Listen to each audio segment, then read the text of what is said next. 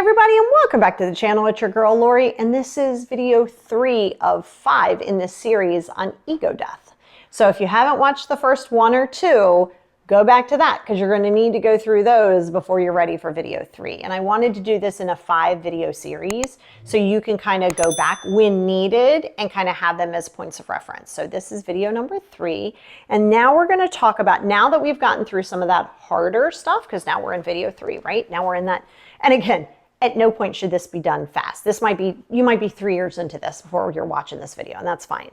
And this is where, now that you've gone to the place, you've accepted the change, you understand the things that you're going to be facing, you're doing the deep work, you're really pulling up these shadow things, you're not holding yourself as a victim anymore, you're aware that people don't have to apologize to you just so you can go on with your life. Like, this is where we are. So this may have taken many, many times, okay? And it might be something you have to go back many times before you get here. But now we're in the curiosity phase. So now that you're like, okay, now that I'm like debunking everything that I thought I believed, what do I believe? And this is where your curiosity comes into play. This is where you start really looking. It's funny, I remember Will Smith and Jada, they were talking in an interview once, and they said how each of that, like each year, they've like studied one level of some religious text. So it might be the Bible, it might be the Quran, it might be the Gita, it might be a lot of different things, right? The Quran, I think I said that. But what they did was they studied it just to see the things in which they align with. It might be paganism, might be Scientology, might be Catholicism, but they understood all of that, right? So now this is only if you were struggling in the religious area. If you adopt and you like what you practice, by all means, stay with that 100%. But what you want to focus on is allowing yourself to see things past what you thought that you believed, right? So for so long, you had this veil over your face on this is how things are happening. This is what needs to happen, blah, blah, blah, blah, blah. And you did that, but okay, so now what do you really believe? And it's probably been one of my best things that I do. I work with clients all over the world in every culture, every different religion, is to be open to hearing it because wow, it's really opened me up. So for that, be open to that. If it's something, this is strictly to be open to things that you want to change. If you're comfortable with some of those things that you went and you evaluated, then you're fine. You're fine. I will say when you have your ego death, you see things that are not you anymore. It's bigger than you. It's more of a collective. So you want to see how people do things and how they work on things and what benefits them. And it may benefit you and it may not. But you're open to this now. So the curiosity phase is like, wow, you're trying new foods. You're trying new cultures. You're going to do things that would normally be fearful for you because now you're dropping the old toxic belief systems that you had that have triggered out this ego to be like on top of the world, right? And you're no longer involved with this ego piece of it where now you're walking hand in hand with it. You're never really going to shed your ego and you're never really going to kill your ego. You're going to kill the power in which it has over you. So now you want to replace it with new things, do new studies. Because remember, now you're at this point now where you understand people's opinion of you doesn't matter. If they don't like it, they don't have to. Like now we're here, right? So now we're in this phase of the work where you're like, I'm going to really figure out what makes me tick. Who am I? What's the best thing that I can do for me? What benefits my best and highest good? What moves the needle? What service am I giving to other people? What kind of inspiration am I providing without even trying, just being who I truly am? So this is where the curiosity piece comes in. This is more of the fun piece. The first two, not all that fun. This becomes scary, yes, but good scary. Remember, don't wait to feel ready because you're at this point now.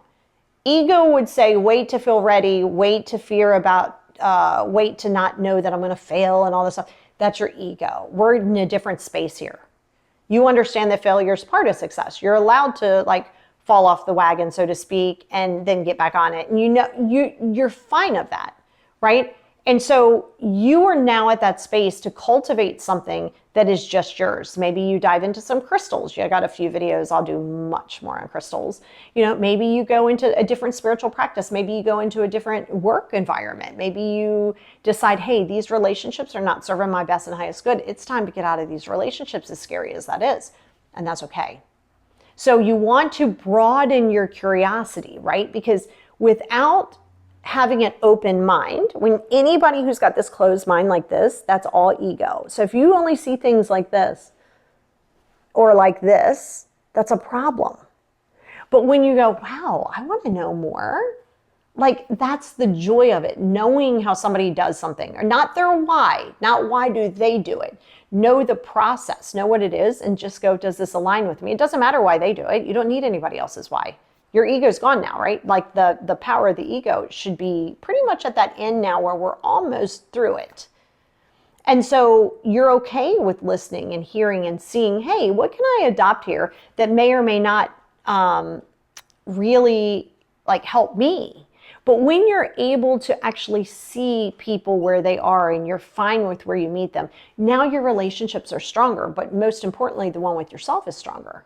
Because now at this point, we got boundaries. Now at this point, no is a complete sentence. You're starting to really execute that. You're starting to really understand that sometimes you just got to it's got to be direct. Sometimes you've fallen, you've gotten up, you dust your shoulders off, you brushed your face a little bit. You're fine. Okay, so this is that curiosity piece. This is where you're now saying, who am I? What do I like? These are the steps that you get to start knowing who you are. You're not who you were told that you are. You're not who your profession is. You're not any of those things. Now you can open that up. I'm a tree-loving hippie that listens to gangster rap. Yeah, that's me. And I'm okay with it. And see, when you become okay with yourself, this is the phase that you're going to start becoming okay with yourself. It's only going to go up from here. You're going to have weird days. You're going to have off days. At no point are you going to be like, I'm perfect all the time. Like, that's unrealistic. That would be ego. That'd be the ego with the power. So I want you to open yourself up and ask yourself, what are some things I want to try? Like, seriously, it doesn't even have to be about money. What are some things you want to try? What are some hobbies you want to do? What are some new educational things you want to do? I remember years ago, someone said, you must always be learning something every day. It was like it was in some class I took. I can't remember what it was, but it was like, and it stuck with me. Learn something every day. Stop thinking that you know everything. You don't, nor should you. You should be growing all of your natural born life. So when you're open and not judging someone based on where they are, and you're open to seeing where they are, now suddenly it may or may not benefit you. You may actually go, oh, okay, maybe that doesn't align with me. I definitely don't want to do that, because now you're honest with yourself. So in order to grow and to replace the things that no longer serve you, you have to be willing to say, this doesn't serve me. But in order to know it doesn't serve you, you have to find the things that do. What really makes you tick? Remember, it doesn't matter if other people don't like it. This is not about them. It's not about any of them. This is about you and about what makes you tick. It may or may not be the same thing that makes everybody else tick. That's okay. So be curious, be insightful, try new things, try a food that you didn't like, pick up a book that you wouldn't normally read. And I have adult ADHD. I can still manage to get through books, and I love my Audible books or whatever. This is important.